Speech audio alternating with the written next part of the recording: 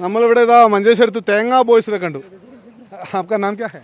परशुराम। परशुराम। घर कहाँ है? छत्तीसगढ़। छत्तीसगढ़ में बिलासपुर। बिलासपुर। कितना रुपए मिला? और 60 एंड 50। 50।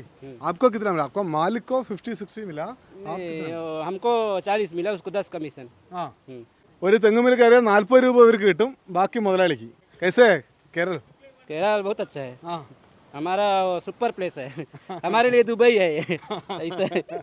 പരശുരാം പറയുന്ന പരശുരാമിന്റെ ദുബായ് ആണ് ഇതെന്നാ.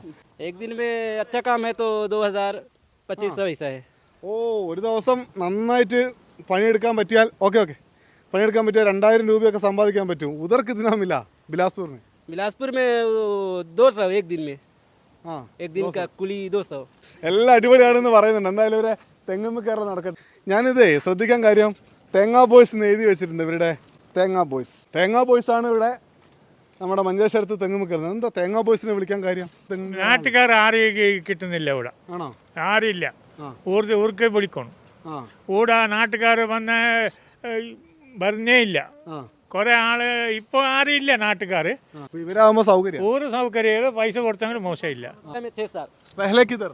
पहले कायमकुलम। कायमकुलम वो भी अच्छा है. कायमकुलम, त्रिशूर, इधर पूरा पालक्काड़, कोटयम, पूरा जगह। गांव में पेड़ नहीं है, हम लोग इधर आके सीखा है। ബിലാസ്പൂരിലെ തെങ്ങൊന്നുമില്ല.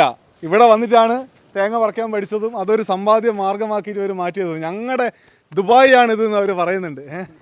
എന്തായാലും തേങ്ങാ ബോയ്സ് തെങ്ങ് കയറിക്കൊണ്ടിരിക്കുകയാണ്. മഞ്ചേശ്വരത്തെ തെങ്ങിലൊക്കെ കുറച്ചധികം തേങ്ങ നമ്മൾ കാണുന്നുമുണ്ട്.